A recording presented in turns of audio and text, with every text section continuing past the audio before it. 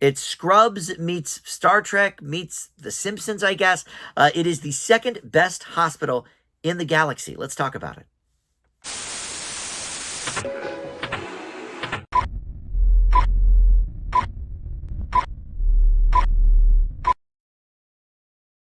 Hey guys, Dan here. This is Dan Reviews It. Welcome to my TV review for the Amazon Prime series, The Second Best Hospital in the Galaxy. This has already been renewed for season 2, but for now you can check out all the episodes for season 1 on Prime Video, and this is featuring the voice talents of Kieran Culkin, Keke Palmer, Natasha, Lyonne, Stephanie Sue, Maya Rudolph, and the singer Sam Smith actually is in this as well. So a wide assortment of voices that you will probably recognize. Before we get into the specifics of this show, though, let me welcome you back to Dan Reviews It. If you are not one of my subscribers, please consider clicking that subscribe button and the notification bell as well. And if you are one of my subs, thank you so much. Always glad to have you back. And click that like button or comment below. All that stuff, of course, helps the channel out.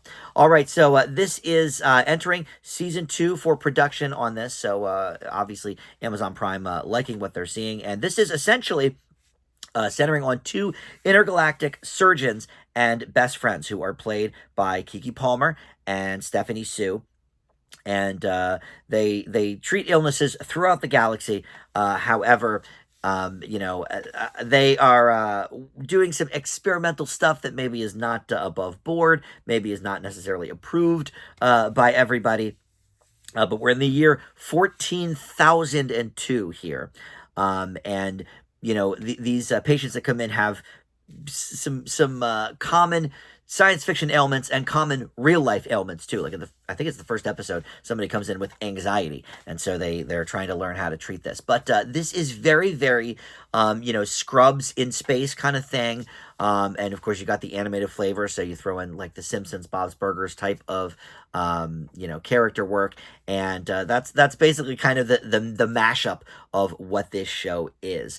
It certainly has its funny moments, and they are maybe not taking full advantage yet of some of the alien stuff and the tropes that they could have fun with on that level. But then on the opposite, you have a show like, let's say, Solar Opposites on Prime, on Hulu, that, that's like the meat and potatoes of the show is dealing with, sort of sci-fi tropes and aliens and all of that. So, this sort of splits the difference maybe between something like that and not really talking about them at all. It's certainly a part of the show, but I think it's fun that they are bringing in people with sort of kind of normal or human ailments and bringing them into that universe. And I think Star Trek is a good sort of touchstone here because we do have like a very diverse cast, and it is a little reminiscent of the style of some of the creatures from Star Trek in terms of the animation. So I like that aspect of it. I think this is a really nice, actually, amalgamation of those shows and probably a few others without necessarily specifically lifting from any of them, really.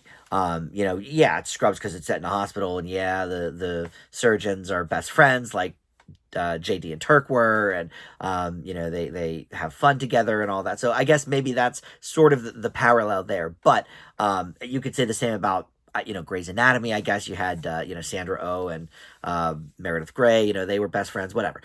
So fairly common. But Natasha Lyonne is basically their boss, and she's always kind of a little disappointed in what they're doing and their approach to medicine. So this is a fun show to watch. The voice work is okay. I would say Keke Palmer, look, I think she's a great actress, and I think she's a terrific game show host with Password. But I will say I'm not positive that this character is particularly, something that's going to be at the top of her resume.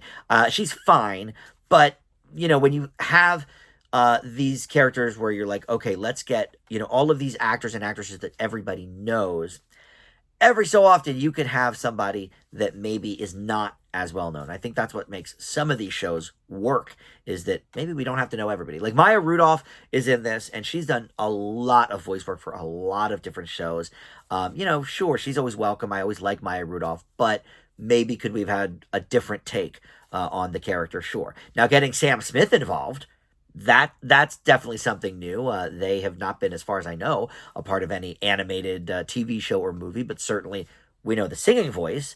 So I thought that was kind of nice, and Kieran Culkin too. Yeah, okay, we've seen him on what, Succession and a couple other things maybe recently, but I wouldn't call him a voice actor. And then you have Stephanie Sue, who was just in something I think I reviewed from Netflix that was an animated series. So she's definitely getting her foot in the door with some of that voice work. And Natasha Lyonne, boy, you can't mistake that voice, right? And she's very, very funny here. I like her character. The characters are pretty well written so far. I mean, I watched the first 3 episodes, and right away, you pretty much know everybody's character. You also have Andrew Dismukes from SNL on the show as well in a minor role. So, he's a recognizable voice as well. But look, overall, I think there's a lot of places to go with a series like this. I mean, it's set in space, so already you've got places to go there. It's a hospital show, so you've got places to go there. And they famously are not the best hospital around there, the second best. So I think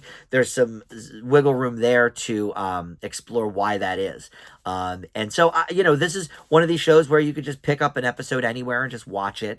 It's, there's no real through line, but we're just kind of getting to know the characters. And so far, it's a decent amount of fun. So I leave the second best hospital in the galaxy with a B.